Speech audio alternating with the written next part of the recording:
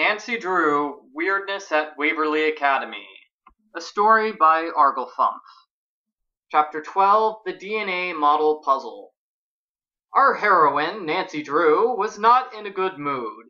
She was being forced to do Izzy Romero's homework in exchange for the internet password. You just have to make sure that adenine is always paired with thymine and cytosine is always paired with guanine, Izzy lectured Nancy. And make sure each pair is connected to a sugar on the alternating sugar-phosphate side. No, please just stop, Nancy thought sadly. She didn't know what any of those things were. Just jump in, you'll figure it out, Izzy said.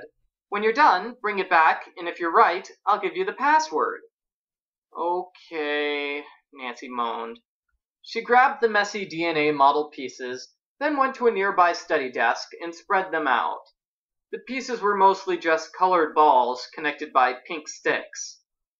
Izzy's handwritten note told Nancy that each color represented a different molecule. Or were they atoms? Nancy had no idea. She sort of failed that part of her high school biology class because she had been solving a mystery in Canada the week her class went over DNA. Nancy flipped open her notebook, which had all the details written out. Adenine was yellow, and it was always connected to the black one. The red and blue ones always connected together, and the two longer ends alternated with white and brown. It was sort of like a weird jigsaw puzzle. It took her 10 minutes, but Nancy finally got all the pieces together. She held up the DNA model proudly, ready to declare her victory over the evil puzzle when it fell into pieces. That means you got it wrong, Izzy called from across the room. Yeah, I figured that out, Nancy snarled back at Izzy. Now I know why she wants me to do this, Nancy thought. This is impossible. I'm not a science person like George or the lab technicians or... Hey, wait, the lab technicians! Those guys deal with DNA all the time. Nancy pulled out her cell phone and called the River Heights Police Department. She talked with Chief McGinnis for a bit. Then she got transferred over to the people at the police laboratory. Nancy, how are you? The lab technician said. I haven't heard from you since you figured out who stole my car. Thanks again for that. I'm fine, and you're welcome, Nancy said. That mystery wasn't so hard. It only took me 5 minutes to figure out that your daughter crashed it. I'm still grateful, the lab technician said. So, what can I do for you? Well, I have to make a DNA model for a school assignment, Nancy said, but I'm not sure how the pieces fit together. The pieces? Yes, I'll send you a picture of the DNA pieces on my phone, Nancy said. If you could put them together for me, that'd be great. You just have to make sure that adenine is always paired with thymine and cytosine is always paired with guanine, and make sure each pair is connected to a sugar on the alternating sugar-phosphate side. No! The lab technician moaned. You want me to work for you? Everyone always makes me do their chores for them. I'm sick of it. On second thought, maybe I'll solve the puzzle myself, Nancy said. Chapter 13, The Black Cat Story. Nancy eventually managed to solve the DNA model puzzle. She went back to Izzy and placed it in front of the student body president. There, I'm done, Nancy said. Now can you tell me the password?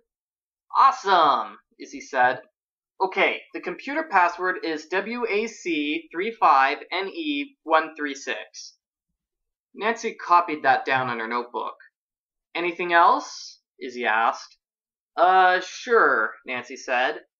What do you think about the other students here, like Megan or Mel? Oh, Mel, Izzy said, half laughing. All that edgy, free-spirit, deep-thinking stuff is just an act. She knows she can't cut it here, so she's making it look like she doesn't care. Maybe she really doesn't care, Nancy said. Everybody cares what other people think, Izzy said. In fact, if they don't, they're psychopaths. I just learned that in AP Psych. Nancy had a feeling Izzy knew a lot about psychopaths. Speaking of psychopaths, have you gotten any notes from the Black Cat? Nancy asked. Everyone on the Valcan floor has, Izzy said. Then, seeing the blank look on Nancy's face, she added, "The valedictorian candidate floor. Our floor." "Oh, right," Nancy said. She had been thrown off by the fact that there was no real reason to name the different floors in a two-story building. "I think the notes are kind of creepy." "I think they're just a stupid distraction, and the person sending them should be expelled," Izzy said. "Not that who that person is any great mystery." "It isn't?" Nancy asked. Had Izzy solved the mystery without telling anyone? "It's Mel," Izzy said. "Like I said, she's a little psycho. And Black Cat, strange mishaps, it all fits in with the inane goth thing she's got going on. I mean, who else could it be?" "Maybe somebody is trying to frame her," Nancy said, trying to be logical. "You know, they pick an alias that fits with Mel to cast suspicion off of themselves. Why else pick a name like the Black Cat?" "Well," Izzy said, looking around to make sure no one else was near them. "Don't tell anyone I told you this, but Mel has a boyfriend?" Nancy asked. "What?" Izzy asked. "No, I'm trying to say that pink isn't her natural hair color?" Nancy asked. "Yeah, I kind of guessed that." "No," Izzy said. "I mean, oh, you used to be a goth, and you're secretly jealous of Mel because she pulls off the goth look way better than you did," Nancy said. "Stop interrupting," Izzy said. "I'm trying to tell you the story of the Black Cat." "Oh," Nancy said. Izzy's voice went low. "Supposedly, there was a teacher here once, long ago, who none of the students liked. They were always playing tricks on her, scaring her and stuff, until one day one of their pranks gave her a heart attack and she died. Her Black Cat went running off into the woods during the funeral and never came back. But for years after that, people would spot it lurking in the shadows, and whenever it did, something bad would happen. They said it was the teacher, Miss Hallowell, coming back as her cat to get revenge." "Interesting," Nancy said. "So the school had a history of being plagued by a black cat who brought bad luck?" "Somebody here's obviously trying to get some mileage out of a silly ghost story," Izzy said. "One the headmistress is trying desperately to squelch, by the way, so remember, you didn't hear it from me." "My lips are sealed," Nancy said. "But hey, before I go, I just want to know one more thing from you. What do you think your chances of making valedictorian are?" "Chance has nothing to do with it," Izzy said. "I deserve to be valedictorian, therefore I'm going to be valedictorian." "Your grades are that good?" Nancy asked. "It's not just a matter of getting the highest grades," Izzy said. "The faculty also looks at extracurricular activities, leadership, community service, school spirit, things I totally excel at." "I get it now," Nancy said. "You're counting on your status as student body president to put you over the top of the competition." Izzy nodded. "I'm going to be valedictorian, and then I'm going to Harvard," she said. "Good plan," Nancy said. "Of course, your chances of being valedictorian might drop once the school learns that you force other people to do your homework, but I guess that's a risk you're willing to take." Izzy froze. "What?" she asked. "I'm just saying, if someone were to tell the biology teacher that she did your DNA model, not you, well, things could be bad for you," Nancy said. "Are you threatening me?" Izzy asked.